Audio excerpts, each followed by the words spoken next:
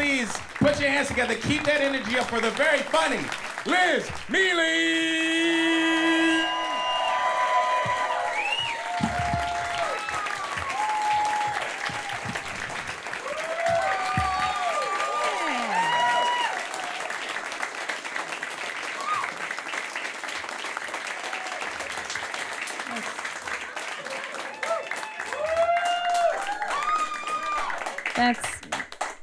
That's enough.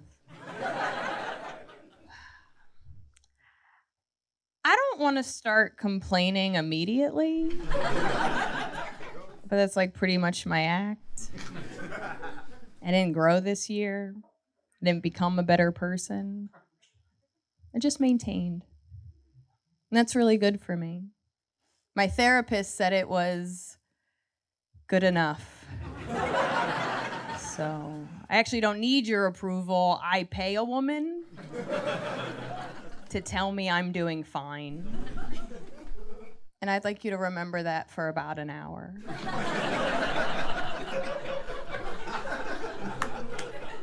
Great.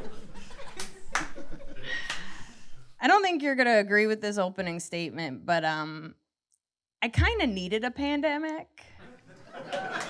Yeah. I was really tired.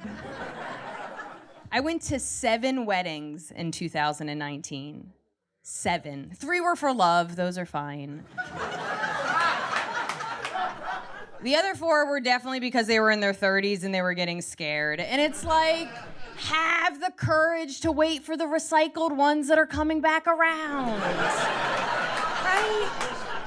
That's what I'm doing. I want a 45-year-old divorced man with kids that can drive because Uber is expensive.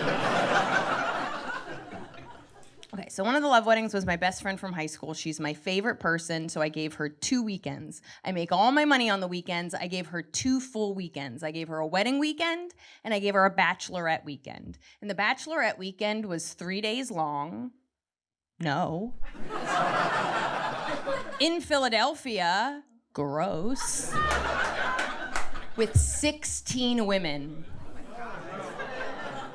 That's too many people. You're only allowed to have 11 men on a football field. Why do you need more support than the Giants, Amanda? Not excited. Except for on the last day, we're gonna go on a ghost tour. And before I tell you about this ghost tour, you need to know my relationship to ghosts, which is that I don't believe in them. People entirely too many times as an adult that I don't believe in ghosts. You should only have to tell somebody once when you're 9 at a sleepover when they take out a Ouija board. That's the only time. But I've had to tell so many adults. I've had to tell my very adult aunt 6 times that I don't believe in ghosts. And it's a little bit of a sad story. When my aunt was 11, she lost her mother, which would have been my grandmother. So every couple of months, she talks to a medium so she can talk to my grandmother.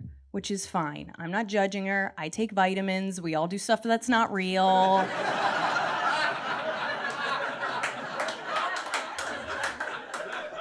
It's fine. It's just a little intense because every couple of months I receive an email that's like, hey, Liz, I talked to Grandma and she wanted me to tell you that she believes in you and she thinks you're gonna make it. And I'm like, Grandma didn't make it, you know?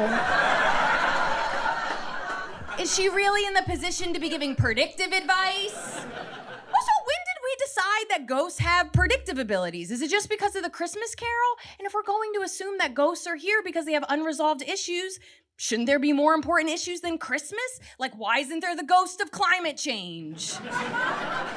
Every time your trash can's knocked over, why are we assuming it's raccoons? You clearly have a possessed trash can. You're now being haunted by the same people that haunt Greta and Al Gore. Get ready to have a year where no one believes you. I digress. I don't believe in ghosts, but I love a ghost tour. Clap if you've ever been on a ghost tour. Oh, you're actually messing up my data. That's a pretty good mix. Honestly, every time I ask that question, it's 90% women. Women love to spend $20 to take selfies and have people overanalyze them. It's their favorite pastime. For everybody that didn't clap, I've been on 11 ghost tours. I'm pretty sure I'm an expert. They're all the same. This is every ghost tour I've ever been on. A failed actor stands in front of an old building. He's wearing old-timey clothes, but very new-timey sneakers. And then he tells a very boring story with a lot of enthusiasm. So he's like, Margaret used to make quilts in 1842. Then she got cholera and died. And now she makes quilts forever. That's it. That's the whole tour. Right? It's just that over and over again. And this guy, he wouldn't even mix it up. He would just like jump scare the last phrase. And I was like, what are you doing, Brian? You're an actor. Get into it. Diversify the scares. Maybe whisper a creepy fact or crawl under our dresses. Tell our uterus a haunted tale. Or start making shit up. Make sure we're paying attention. Be like, I once had a sexual experience with a ghost. She got pregnant. I have a half ghost daughter. Her name is Greta. Oh my God, thank you for laughing. That whole joke is contingent on you knowing there's a viral meme of Greta Thunberg being a ghost. And from the past, it went viral during the pandemic. Okay, if you don't know, honestly, I think we can all assume, right, that Greta Thunberg is a ghost. I know I just said for 5 minutes I don't believe in ghosts, but she's 16 years old. She's the only person in the world that cares about climate change. I thought I was unfun, and then I discovered Greta Thunberg. I was like, sweetheart, we're all gonna die someday. Lean in. Yeah. That's what I tweeted at her. She wrote back, I'm a ghost. So I did the research for you guys. 3 months ago, I found out my first boyfriend, like my first love, got married. And it's been over 12 years. It's fine. I know people say that, but it's fine. It's just, I never had an ex get married before, and I just didn't understand my feelings. And I did what I was supposed to do, obviously. I followed the protocol. I looked her up on Instagram. I started stalking her immediately. She's very tall, like offensively tall. And I think we all know what we're doing, right? When we're looking at an ex's new partner, we're looking for someone that vaguely looks like us so we can justify that they never actually got over us. Right? Like for me, I'm looking for off-brand Liz. Just some bitch in a bag because you couldn't keep this goddess in a box. Yeah, thank you. Thank you. Yeah. It just wasn't the case though. She was tall, she was blonde, she had a great job, she seemed friendly. I think he never loved me. Yeah, it was a bummer. And then I had to process my emotions. I'm in therapy, obviously. Everybody in New York is. It's the only way to get a good apartment here. Couldn't even identify my emotions. I had no idea how I was feeling. So I decided to make a list of all the possible emotions and work in reverse. So I was like, okay, maybe it's jealousy. But it can't be jealousy. I don't want to be with him. It's been over 12 years. It's not jealousy. Maybe it's loss. But it can't be loss. You can't lose something you don't have. It's not loss. I think it's fear. And just follow me on this. I think I consider every ex a lifeboat that's there just in case. Okay? So if I'm the Titanic and the fear of dying alone is the iceberg, every ex is a lifeboat that's there just in case. I don't want to use it. It's a bad day if I use it. But I'd rather use it than a piece of driftwood I've never had sex with. Okay, good. We all saw Titanic 20 years ago. Good. This is good information to know. I had a boyfriend at the beginning of the pandemic. I remember that. I don't anymore. I take some responsibility for the breakup. I was like, we should quarantine together. That's hilarious now. Right? It was supposed to be 2 weeks. Anybody can love anybody for 2 weeks. I was excited. I was like, we're in a bomb shelter of love. He's like, you should leave. 6 months later, I did. It fast forwarded our relationship like 40 years. Do you know what I'm talking about? We just became two 70-year-olds. We didn't have work. We had nowhere to go. All our friends are dead. What I'm trying to say is a year ago we had a fight about where the cashews were, and then we just stopped talking. And then I went home. I had a home the whole time. I don't know why I put so much pressure on this relationship. So I walk into my apartment, and it's disgusting. Like, legit gross. And I live with 2 guys. I live with Chris for 10 years. I live with John for 5. They're my friends. I love them, blah, blah, blah. But it was like a level of disgusting I couldn't ignore. So I texted them. I was like, hey, guys, the kitchen is nasty. Can you please clean it? And I went to my room. I come out an hour later. They're both cleaning. And Chris looks at me and he goes, hey, maybe next time you could send a text, give us a heads up, we'll clean before you get here, and then we both win. And I was like, yeah, but you should just clean to clean. You shouldn't clean for me, you should clean for you.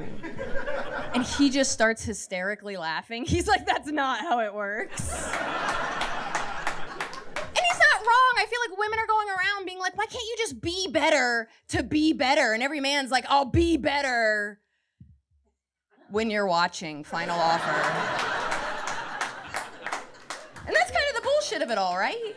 I feel like women were sold a lie. I feel like women were promised that men will change for us. And that's never been the case. Every man I've ever dated has been cookie dough when I was promised cookies. Yeah. Upsetting. I'm like, you're 37. Why aren't you baked yet? They're like, I'm cookie dough. You just want something sweet. It's good enough. And I go, yeah, but what if I get salmonella? And they're like, who do we know that's gotten salmonella? Who cares? And I go, I care. And they're like, that's the problem. I'm like, you need to go home and go back in the oven because you're not done yet. I like them crispy. No, I don't know what that means in this scenario. We're starting to get why I'm single, right? Like, that's okay. It's good to know that's coming across. Me and my ex, we were together for 4 years, and if I'm being truthful, I have only been dateable for 4.5. And I don't think he understood how lucky he was. Everyone before him unsubscribed. And I took it personally. It really was my fault. And I tried to do the work. I tried to fix myself. And I don't know how you guys would go about fixing yourself, but I decided to put myself in therapy. And if you've never been to therapy, I'll just kind of explain my journey. In my mid-20s, I came to the conclusion that my parents didn't finish the job, and I was gonna have to pay out of pocket for someone to raise me. Yeah.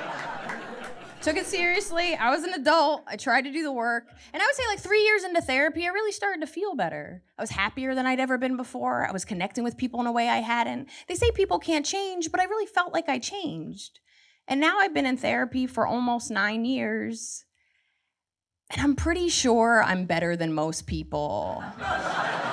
Yeah. Like, I don't make more money than anybody here. I'm not more successful, but emotionally speaking, I am better than all of you.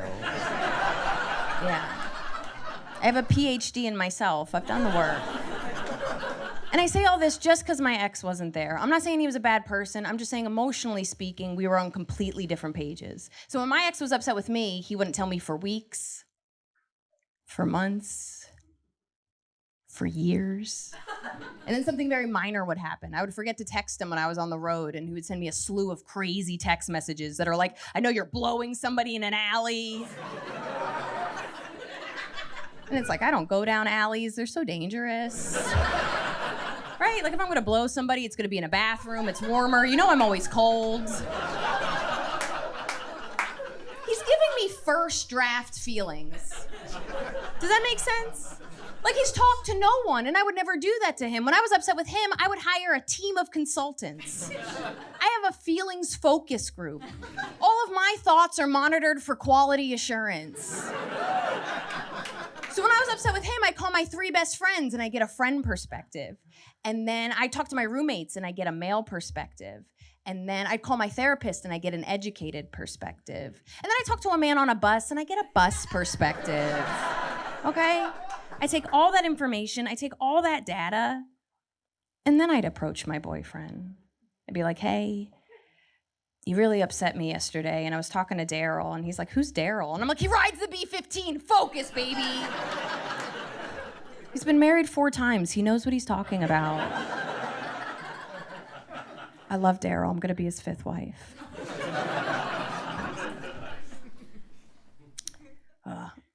Me and my ex, we were together for 4 years, and we loved each other. We were both really unhappy.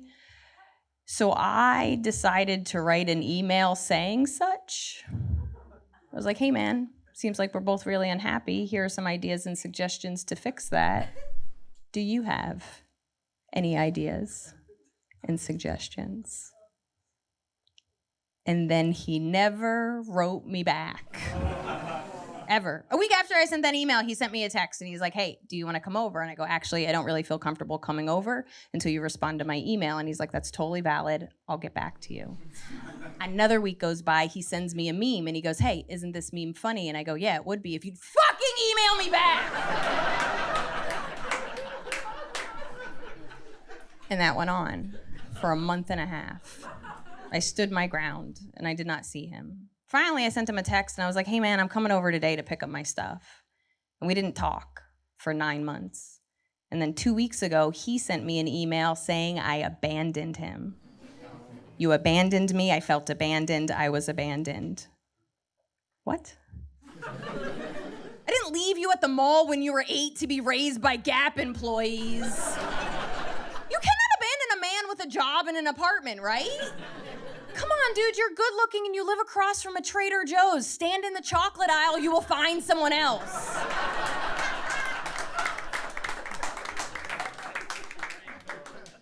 Oh. 6 months into the relationship, he told me his ex was crazy, which is what every man does. But this one sounded legit. He said she used to scream at him in the streets and she threw a chair at his head once. And because it was 6 months in, I was like, a baby. Who would hurt my baby? And then 4 years later, I was like, that was the appropriate response to his behavior. Right? Like I never threw a chair, but I picked one up once. It was so heavy. This bitch was so strong. I want to be throw a chair at a man strong. Is that CrossFit? Will somebody sponsor me? Oh, it's so expensive. I looked up a CrossFit class. I decided to take a free one. I walk in, they're all carrying bags of rice, and I was like, I don't cook, and I left. Thank you so much. That's my favorite joke. I actually feel bad doing breakup material. I think a part of me feels like it's not fair, like he doesn't get a voice, like you should probably hear his side of the story. You'd still agree with me, but I do feel a little bad. Because the truth of the matter is, we had a nice breakup. We're nice people. We had a nice, friendly breakup. And we were actually emailing a little bit after the breakup, and he said something to me that really hurt my feelings. He said that when he was sad, he said, I never tried to make him feel better. He said, all I would do is ask, are you okay? And is there anything I can do? But he said, I didn't try, which is garbage. I did try. I tried for 4 years. I told him if making him feel better was a room I was trying to enter, I tried all the ways to get in. I tried the door, but it was always locked. So then I attempted the window, but it was sealed shut. So then I went to that secret back door that nobody uses, but it was bolted closed. So I assumed he didn't want me to come in. And he wrote back, why didn't you try the roof? Because I'm not an emotional ninja. This isn't Ocean's 11. You're not dating Brad Pitt.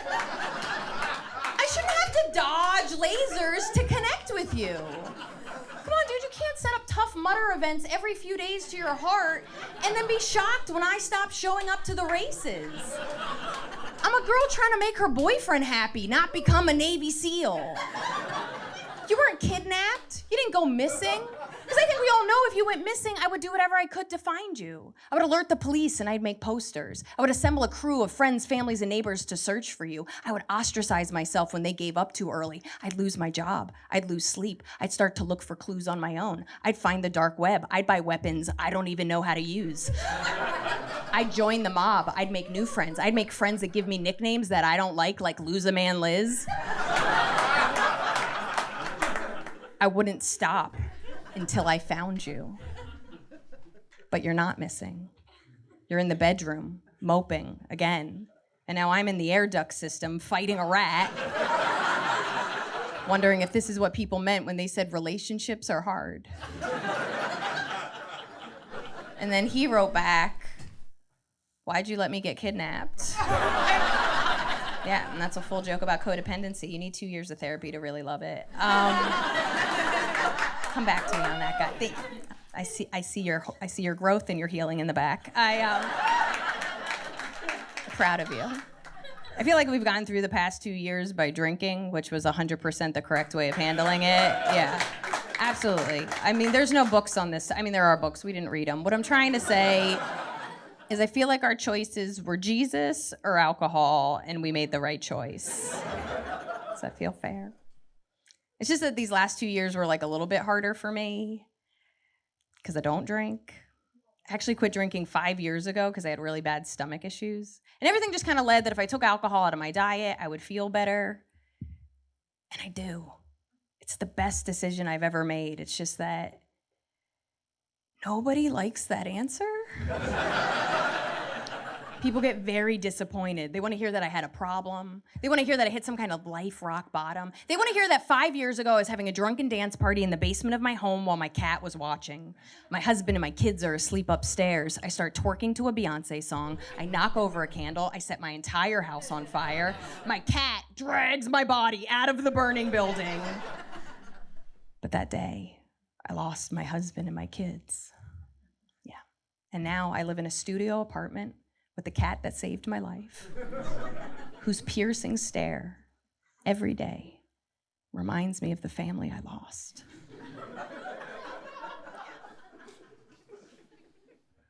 But that didn't happen because I don't have a family, because I don't drink, and I think we all know you need to drink to create a family, right?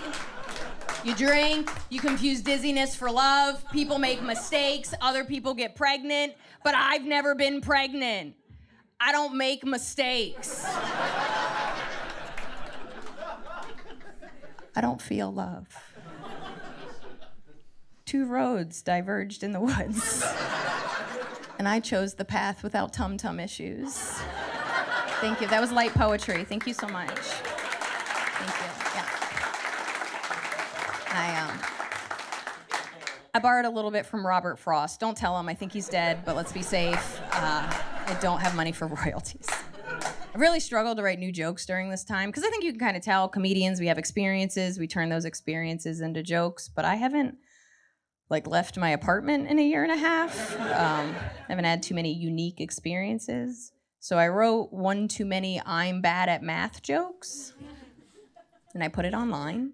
And I know I wrote too many I'm bad at math jokes because a fan of mine reached out to me and was like, hey, I'm a math tutor. I'd be happy to tutor you in math for free.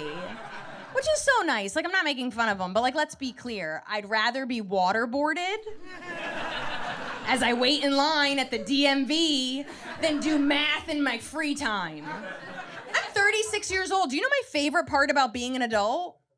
I almost never do math.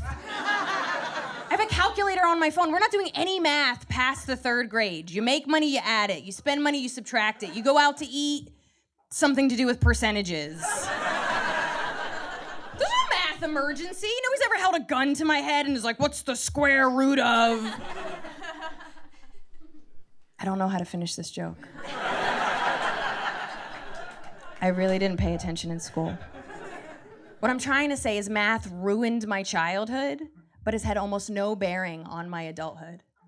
I'm gonna repeat that. Math made me feel like a failure. Math told me I'd never amount to anything. Math made me miss some really dope weekends in middle school and high school because I didn't do well on a test. And I feel like those social situations would have helped me grow and connect with people in a way I still haven't figured out how to connect with, but I don't think about math as an adult. How is that not the making of a school shooter? Right? Why am I not running into a school, guns ablaze, kids are screaming and crying. They're like, who are you? What are you doing here? And I'm like, I'm the ghost of academic future. What the fuck are you doing here? Everything you now learn is on the internet. What a fucking waste of time. Get a job, learn a skill, or start an Etsy shop. And yes, that also goes for the teachers. And then I gently put the guns down and I leave them for the janitors who really deserve to use them. Oh my God, thank you so much for laughing at that joke. I did a 2-week tour in Texas and they cheered in all the wrong places. And it was quite unnerving. I mean, me and my uterus were like, we can't do this anymore. and we left. So that was like a half response, and I'll take that. I'm actually gonna put my foot in my mouth. I made up my own math game. I know I just complained about math for 3 minutes. Okay, it's third grade math, so it's on par with what I'm able to do. It's called fantasy math, and the way it works is whenever I'm somewhere that has like shitty Wi-Fi or no Wi-Fi, think like a plane, a train, what I like to do is think about like my last high-paid gig, like my last like bonkers money gig, and then I like to calculate how much money I would have made if I made that every week for a month, and then every month for a year. And then I just kind of let my mind wander, and I dream about how much better my life would be with all that money. Cool. Okay, so let's rewind like 2 years ago. I'm on a train with a comic I don't know very well, and he sees me playing with my calculator. He takes out his earbud, and he's like, "What are you doing?" And I explain the rules of fantasy math. And he's like,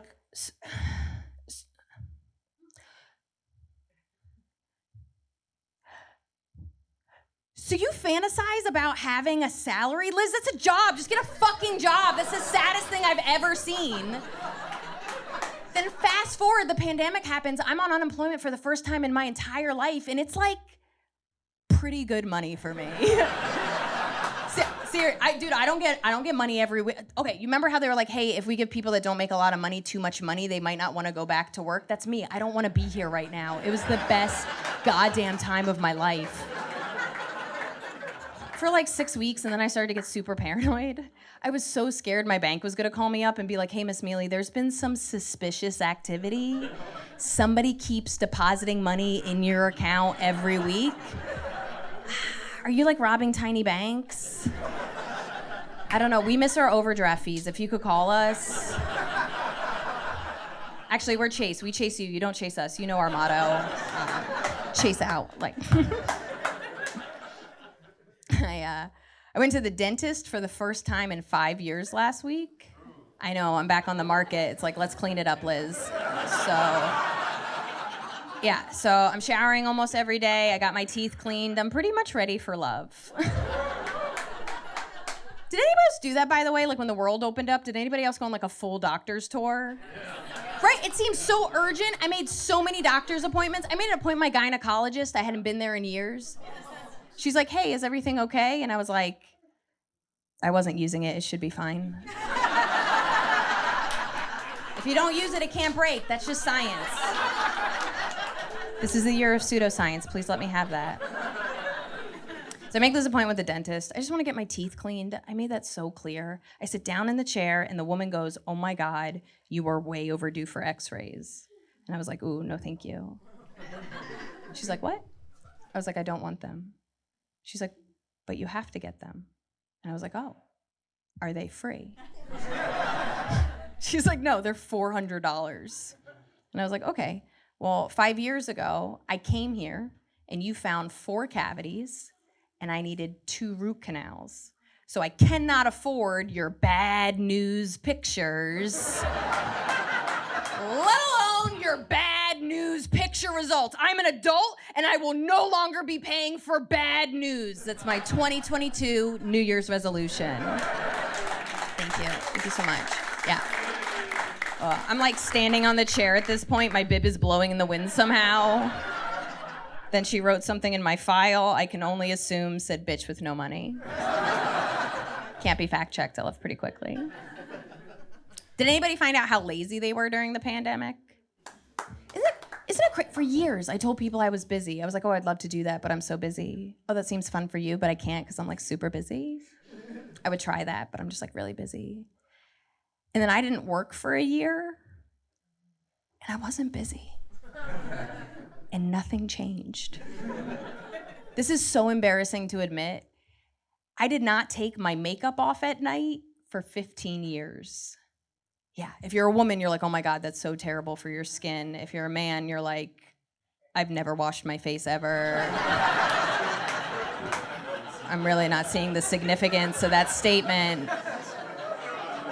It's bad. Bare minimum, as a woman, you should take your makeup off at night. I do now. I started taking my makeup off a couple of years ago because I read an article that quoted Stevie Nicks, and she said, even when I did heroin, I still took my makeup off every single, yeah, it really puts things in perspective.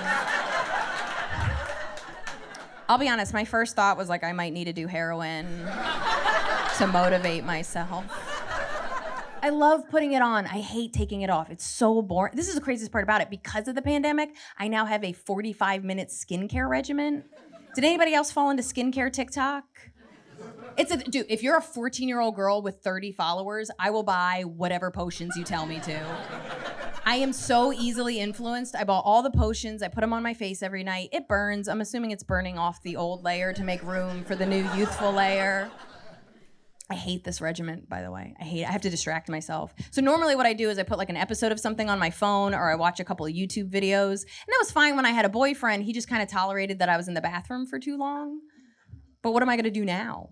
What am I gonna fuck a dude, then be in his bathroom for almost an hour? He's gonna knock on the door and he's gonna be like, what are you doing in there? And I'm gonna be like, I'm trying to get my youth back. And he's gonna be like, well, it just sounds like you're watching Conan. And I'm gonna be like, he has a 12-step Korean skincare regimen he does every night during the closing credits. Everybody misses it because they changed the channel, but he's actually 104 years old. He looks so good for his age. Nobody tells him. Nobody tells him. Another skincare joke, I would love to do that for you guys. I actually think I got away with not taking my makeup off at night because I was on birth control for 13 years. And if you don't know how birth control works, it prevents women from having babies and acne. The problem is, once you go off it, all those pimples and babies come back. Yeah. I have 14 kids. It's been very hard to date. 2 are in the green room right now. I hope someone feeds them. It's true, though. Went off birth control, my face exploded. I had really bad cystic acne. I felt very uncomfortable. I felt very insecure. So I went to the doctor, which is just the internet for me. And another 14-year-old girl told me to put apple cider vinegar on my face, and I did it. Yeah, I did it for a while. And I can't tell if it was a good idea or a bad idea. All I can tell you is the only reason I stopped doing it is because I thought nobody would fuck a salad. Thank you. That joke is exclusively for people that watch the show Chopped and care about their skin. So it's really good to know who in here knows how to make like a toothpaste arugula salad. Whatever that show teaches you, because it's trash, but we all love it. I do love that show. If you don't know Chopped, they have like professional chefs, but they give them like weird ingredients and they have to like make magic. And I was like, I'm not, like, isn't that just being poor? Like, I don't, like, didn't we all do that? Like, I'm not, where's my show? I'm so happy to be here. I'm happy to be out of the house. I'm happy to be working again. You have to understand, like, a lot of artists like just didn't make any money, and we didn't make money before, but it was like really bad. Because it's great. I got into comedy knowing I wasn't gonna make a lot of money, and I was fine with that. I really was. I'm not complaining, but I always lived a very small life. I always budgeted. I lived this very small life, and then a couple of years ago, I started to build a fan base. I started to do okay, and I started to live medium. All right, like I'm buying stuff off Amazon I don't even need. All right, I'm living that baller medium life. And then the pandemic happened. I wasn't sure if I was ever gonna make money again, and I got scared. And I went back to living small, and I just felt so mad. I felt so resentful because I was just starting to live like an adult. I was just starting to do adult things, like shop. I don't even shop a lot. I shopped at one store. I shop at the Store Express. Do you guys know that store? It's like moderately priced. It's a chain. This whole outfit is brought to you by Express. I don't know what to tell you. Thank you. Thank you so much. There's 2 reasons I shop at Express. The first reason is I'm very short, and they make short-length jeans. And that's important to me because before I discovered Express, I'd have to go get my jeans hemmed. That's $10 extra, and that's 3 days away from my jeans. I'm sad now. I'm not gonna be sad 3 days from now. I wanna fill the void of my emotions with denim now. The other reason I like Express is all their jeans are $74.95, but I have never paid more than $35 because every 6 weeks they mail you coupons. And these coupons are anywhere from 40 to 90% off. So I only shop there when I receive the coupons. And I'm telling you all this because it kind of reminds me of a game I used to play with my little brothers. My little brothers are about 10 and 11 years younger than me. I used to babysit them in high school, and we'd play this game called Flea Market. And the way Flea Market worked, I had a big jar of coins. I'd give my brothers like $2 in pennies, And then I take all this junk I didn't want, I put it on the ground, and then my brothers would buy my junk with my money. And this is how it went down every single time.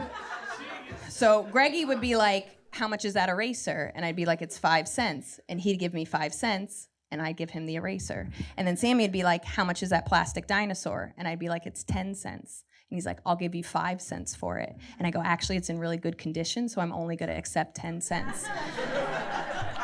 And then he's like, well, I don't want it anymore. And I'm like, Sam, it's all my money. It's all my fucking money. Just take the And that's how I feel about Express. Does that make sense? Like, they mail me a piece of paper, I give the piece of paper back, they give me half-price jeans. It's like you're a fucking Forever 21 with a mailing list. Just give me my stupid, shitty jeans when I fucking want them.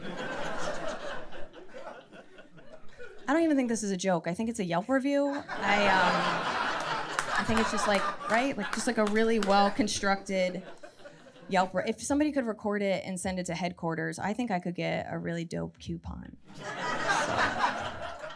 2 years ago, somebody hacked into my bank account and stole all the money in my account, which I like to think was a bad day for both of us. Right? Like, they found out I barely have any money. What a waste of time for them. And I lost everything I had. So it turns out there was a virus on my computer and they could see me put in my passwords. So I cleared the virus off my computer, and on that really shitty day, I changed like 45 passwords in one go. And I was so angry and I felt so vulnerable that now all my current passwords are like secret fucked up messages to future hackers. And I like to share them with you right now. Yeah. Because I don't learn.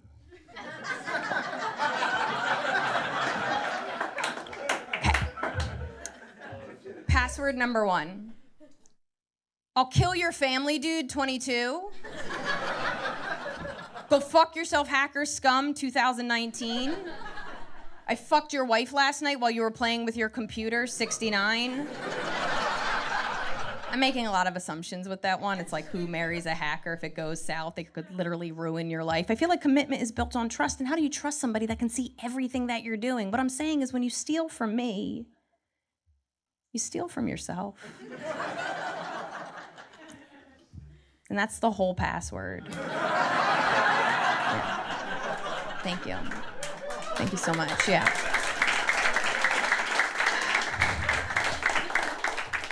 It's really strong.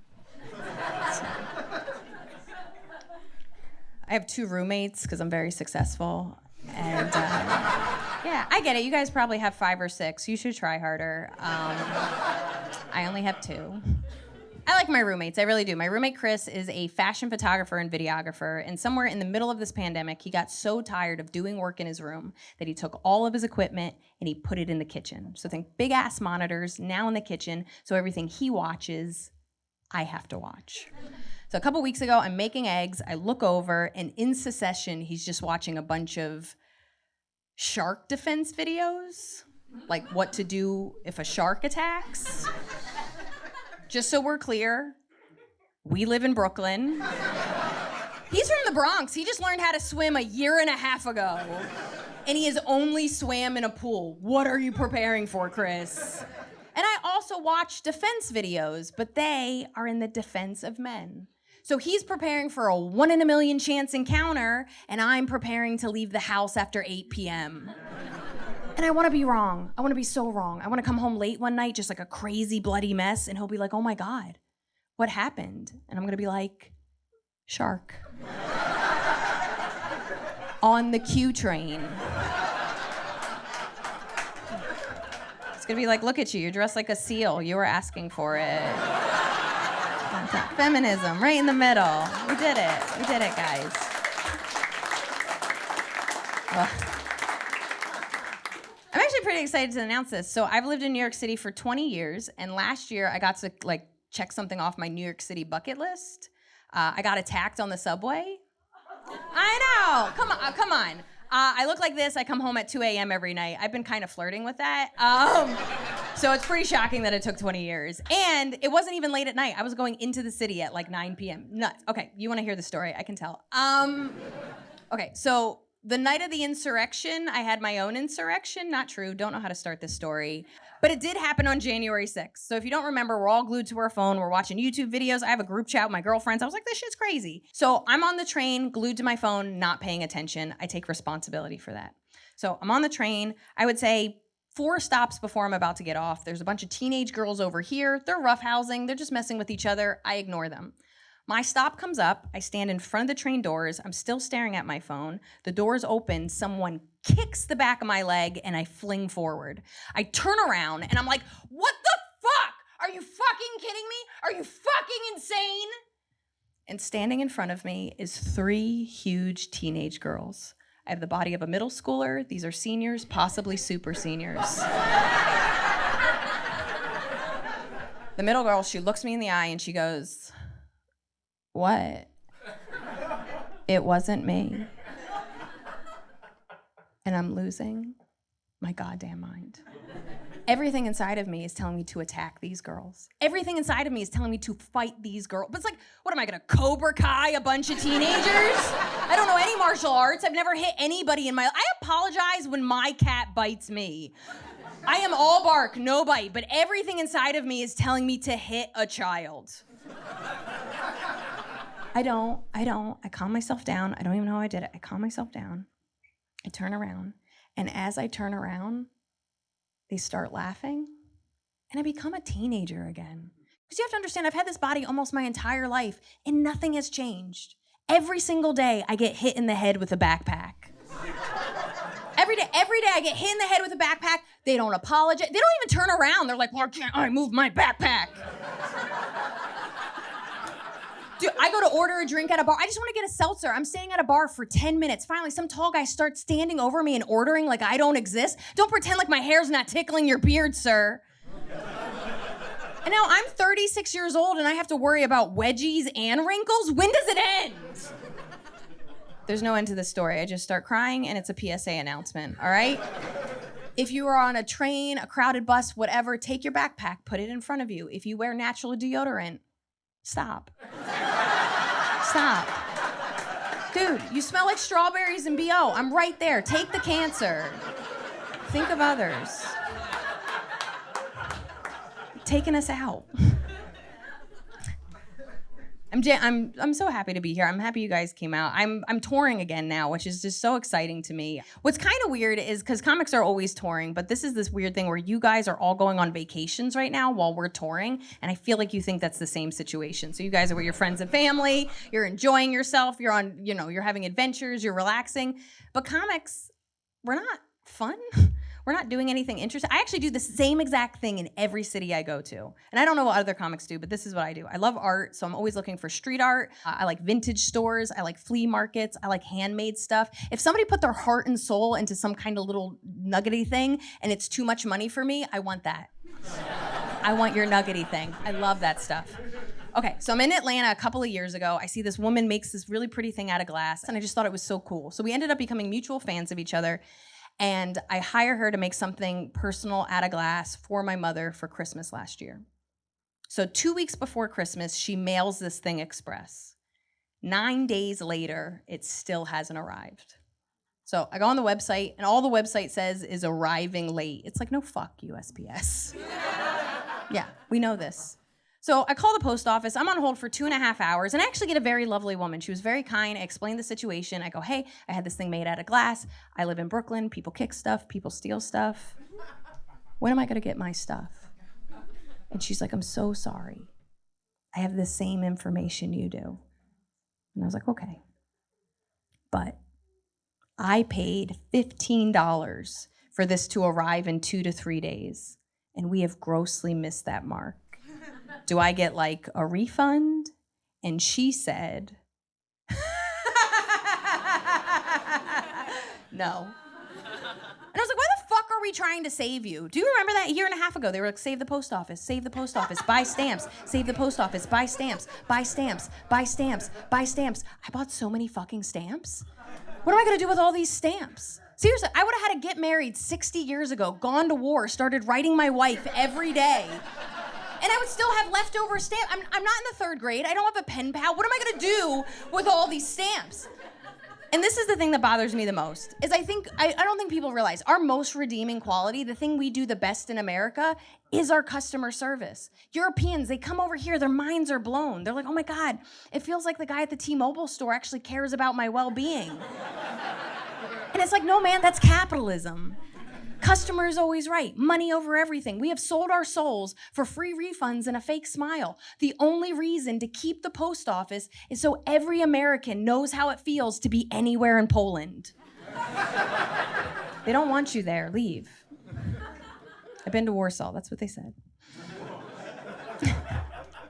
I have a genuine question for you. I don't even know if it's a joke, but I'm taking in data and I feel like I'm right and I never get the response I want, so I really have no hope. But is anybody in the audience in their 50s, 60s, or 70s and or has parents in their 50s, 60s, or 70s that's just kind of oddly obsessed with the post office?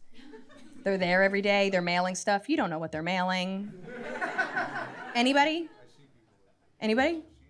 I hear chatter. It's always one. It's not a big population, but I swear to God, it's always one, someone's mother. Nothing? Real? Okay, let me hear it. So my housemate is a 70-year-old woman, and every day, and still writes in very stylized cursive. Yes. And every day sends an envelope or a package to someone and puts more than enough postage on it because we have stamps. Yeah, of course, because we're good people. We're good people. We have so many stamps. You're like, this could cost $1. I'm giving $7.50. Exactly. Stamps, and then 2 days later it comes back unable to be delivered as a dress. Is she sending this to ghosts? Is your roommate sending this to ghosts? That's what's happening. So just to recap, you have a 70-something-year-old roommate that goes to the post office, mails something to probably a dead pet. I think that's probably what's happening. And then that pet is like, no thank you. And then it comes back and she's just trying to get rid of stamps. That's what I see. And then she goes, so she does it like on her own, but she'll go to the post office. And then try to re-deliver this return to package. She'll say, this is the address, and they're like, there's no such address. Oh my God, this is spooky. This isn't even, you're messing up my data completely. This is a haunted tale, and I think your roommate talks to ghosts, and I know you know how I feel about them, so this is crazy. Oh my God, does she pay rent? Who cares? Who cares if your roommate's a ghost? That's actually why we have a rent-stabilized apartment, because she's been here since 1818. Okay. I appreciate that. Everybody else, I know you have somebody. I don't need this. Okay, so this is 100% true. A couple of years ago, my mom mailed me $30 in quarters. Not even like, it was like a maraca. I was like, what do we do? Like, my mom's getting up there. I called her up. I was like, are you losing your mind?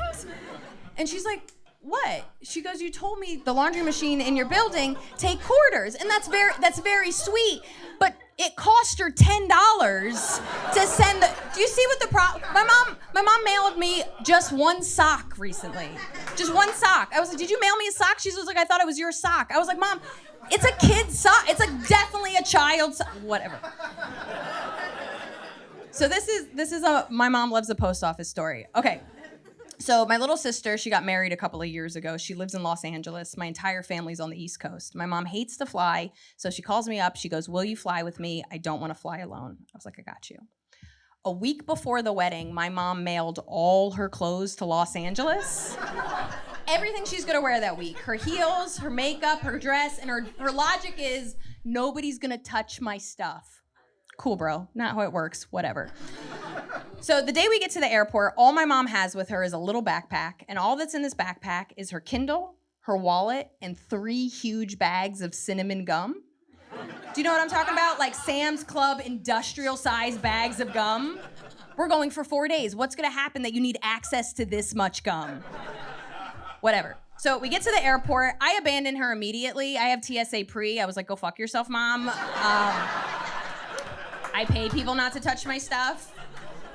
But I came back around. So I come back around. She goes through the x-ray machine. The beeper goes off. She gets pulled aside. She gets a full pat down. And then they take her bag.